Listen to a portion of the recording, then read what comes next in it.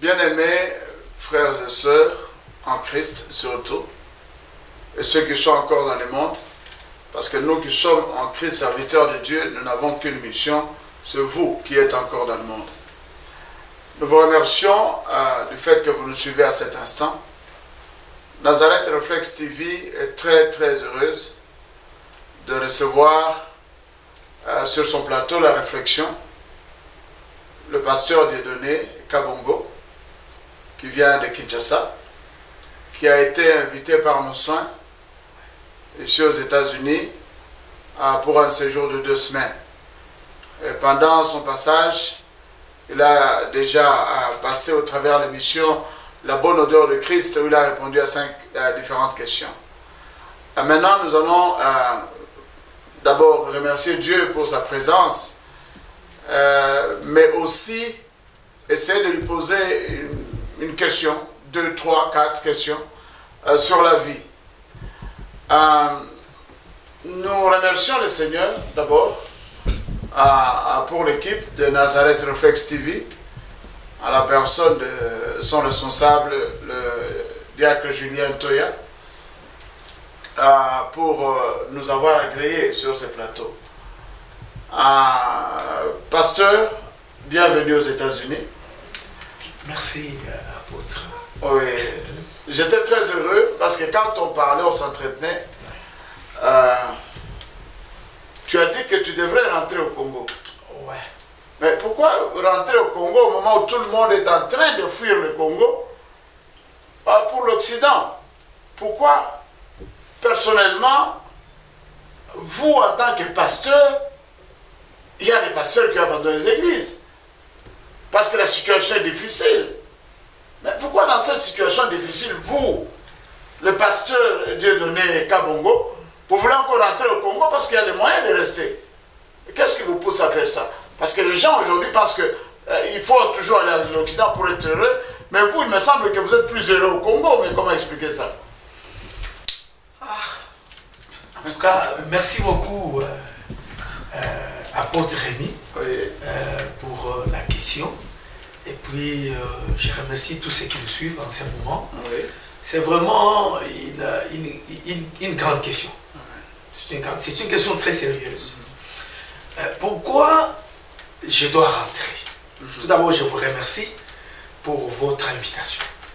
En tout cas, c'est par votre entremise que je suis venu ici. Amen.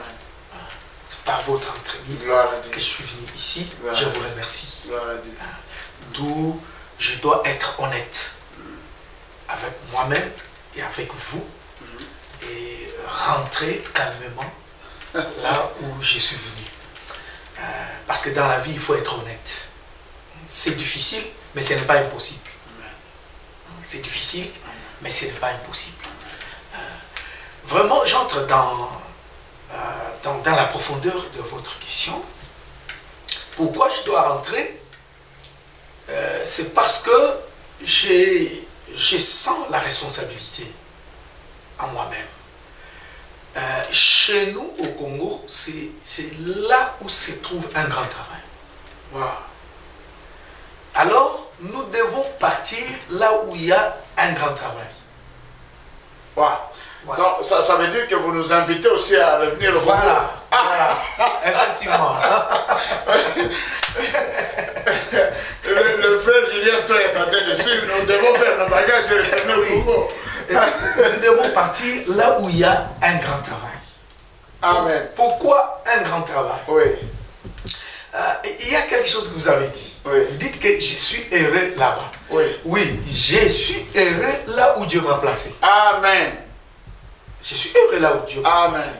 Lorsque je suis là où Dieu m'a placé, je travaille, je fais sa volonté, je suis heureux. Wow.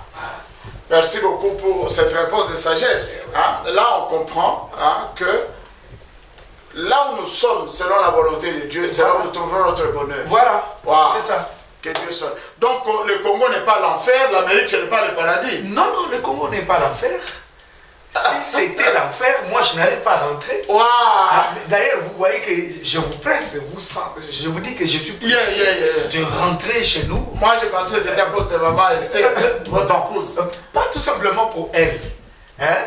Mais le ministère est là, papa. Amen. Amen. Le ministère Amen. est là. Je dois être là que Dieu m'a placé. C'est ça. Nous remercions le Seigneur pour la réponse de pasteur Dieudonné Kabongo.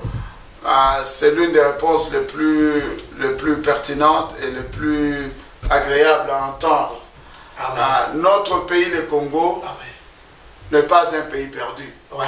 Si les enfants d'Israël ont quitté d'abord la terre promise pour l'Égypte, ils ont fini par la volonté de revenir sur cette terre promise et de la reconstruire. De la reconstruire, ok. Merci beaucoup pour cette approche. Est-ce que vous avez de l'espoir que l'Église au Congo sera un jour vouée à 100% à la mission que Dieu lui avait accordée? Bon, dire que l'Église sera vouée un jour, oui. Hein, c'est comme si maintenant l'Église n'accomplit pas quelque chose. Non, ma question est basée sur le bruit que nous entendons. Le bruit que nous entendons. Oui. Donc, quand on parle de l'Église, on prend la majorité. Bien sûr. Souvent, nous excluons la minorité. Ouais. Là, nous parlons de la majorité. De la majorité. Parce que dans la majorité aujourd'hui, que ce soit YouTube, que ce soit partout, en tout cas, l'Église n'a plus la cote au Congo. Non, apôtre. Non, apôtre. Vraiment. Ceux qui disent ces choses, c'est qu'ils ne comprennent pas la Bible. Amen. C'est injurier même Jésus. Ah. Parce qu'il dit ceci. Sur cette pierre, je bâtirai mon église. Okay. Donc l'église que Christ lui-même est en train de bâtir. N'est-ce pas? Donc l'église que Christ est architecte, ingénieur, maçon, tout ce qu'il est. Moi, je ne crois pas que cette église-là puisse faillir à sa mission. Amen. Mais, qu'est-ce que des gens n'arrivent pas à comprendre ou à saisir l'essence de l'église corps du Christ et des églises locales. Même au temps de la Bible, si vous lisez 1 Corinthiens chapitre 5, vous trouverez l'apôtre Paul dire quelque chose en ce qui concerne l'église de Corinthe, qu'il y avait l'impudicité dans l'église. Oui, je me souviens. Mais ça concernait seulement cette église de Corinthe. Vous comprenez? Oui. Ça ne pouvait pas concerner l'église de Colosses, ou des Galaties, non. C'est-à-dire, ça ne concernait pas le corps de Christ. Voilà. Vous comprenez? Merci donc, beaucoup. il y a quelques failles dans des églises locales, ce qui est normal, mais l'église corps du Christ chez nous se porte très bien. Elle joue sa mission. Amen.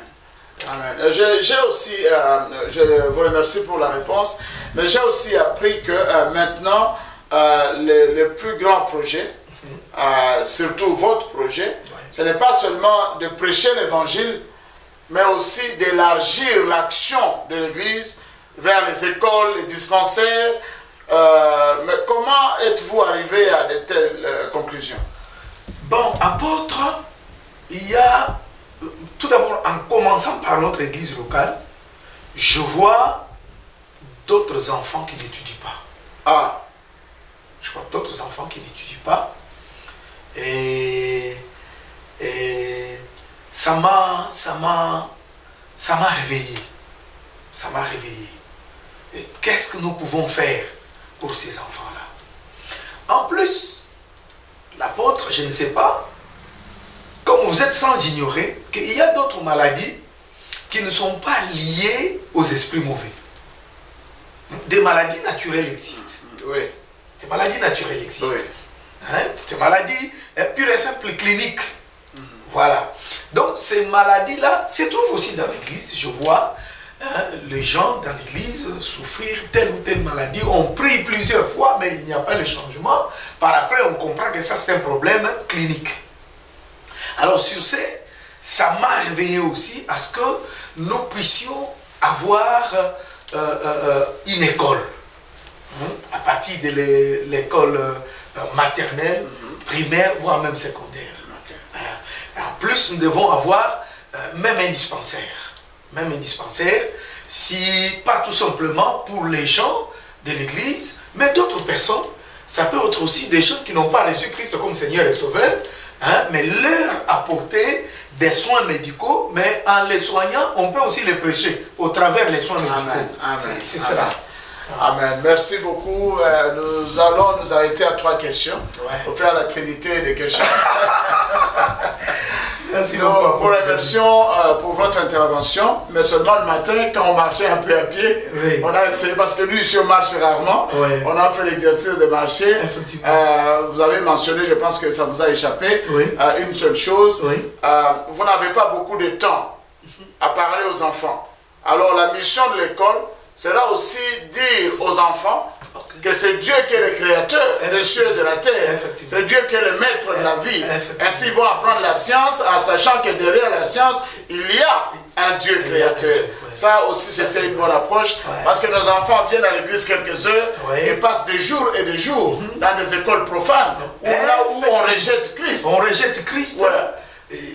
Donc, les enfants sont désorientés. Ah voilà, là, l'école, ça sera pour maintenant présenter les enfants dans leurs esprits de tout ce que vous voyez, il y a un créateur derrière. Voilà. Je vous remercie beaucoup.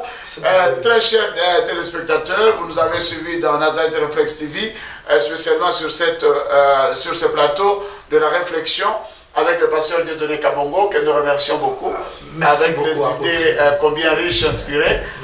J'ai aimé pendant votre présentation vous dire que vous n'étiez pas préparé à aller vers Dieu parce que l'apparence des serviteurs de Dieu était repoussée.